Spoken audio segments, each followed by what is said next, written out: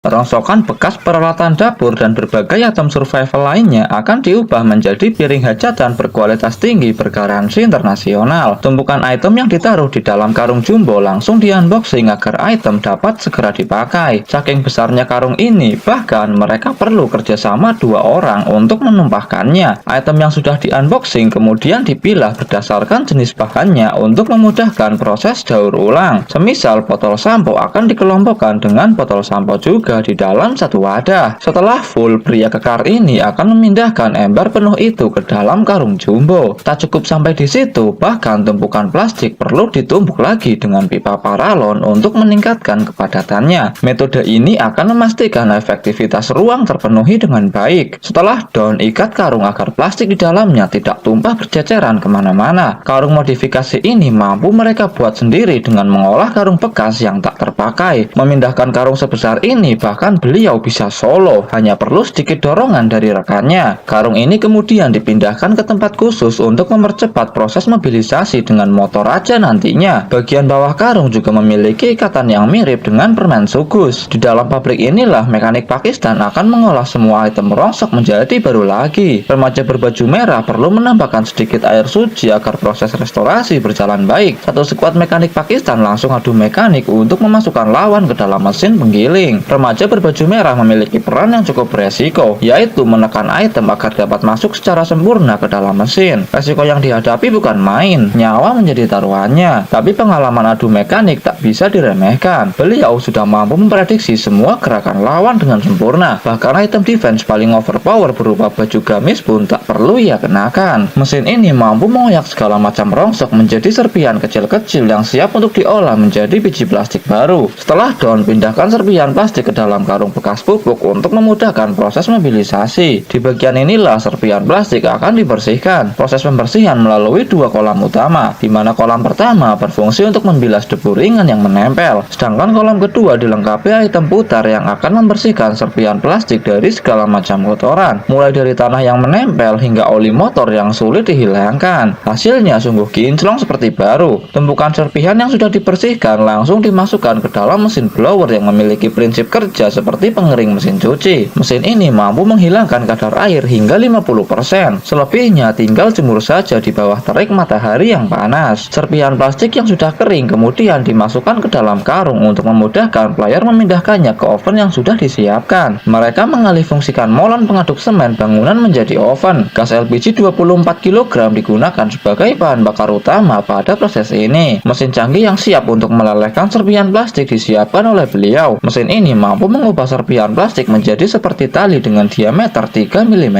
Prinsip kerjanya cukup rumit, hanya orang dalam saja yang tahu. Output dari proses ini berupa biji plastik yang siap untuk dipasarkan ke pabrik pengolahan lebih lanjut. Kualitas dari biji plastik daur ulang yang mereka produksi tidak kalah dengan biji plastik baru yang diambil dari luar angkasa. Harga jualnya pun cukup murah di pasaran, per kilogramnya mencapai 2 juta rupiah. Di pabrik ini biji plastik yang sudah diproduksi kemudian diubah lagi menjadi serbuk plastik. Serbuk ini merupakan bahan baku untuk membuat piring plastik hajatan grade internasional. Mesin hot press dipilih untuk mengeksekusi lawan. Cetakan piring di ujung lengan hidrauliknya mampu mengubah serbuk plastik sesuai dengan kehendaknya. Setelah proses pemanasan pertama down, beliau perlu melanjutkan ke proses pemanasan kedua, di mana proses kali ini ditambahi sedikit bedak bayi untuk menghilangkan semua benjolan gelembung di permukaan piring. Hasilnya pun cukup mengesankan, mengkilap seperti baru. Beliau hanya perlu menggetok sisi samping piring ke batu alam untuk merapikannya. Tak hanya piring plastik berwarna putih, pabrik ini juga memproduksi tempat makan berwarna oranye menyala. Cara produksinya pun sama. Bubuk plastik harus ditimbang terlebih dahulu dengan neraca sebelum ditaburkan secara merata pada permukaan hot press. Tekanan dari mesin juga harus diperhatikan agar proses berjalan lancar. Bedak bayi kembali ditaburkan agar produk tambah glowing dan mengkilap. Kali ini beliau menggunakan kantong plastik untuk merontokkan dosa yang menempel. Pengecekan terakhir dilakukan dengan mengamati menggunakan skill pasif pada seluruh permukaan telekem. Setelah down, bawa piring ini ke bagian finishing untuk merapikan permukaan terluarnya dengan amplas halus. Tak lupa poles permukaannya agar semakin kinclong. Hal yang sama juga berlaku pada tempat nasi. Proses ini sangat penting dilakukan untuk menambah nilai jual di pasaran.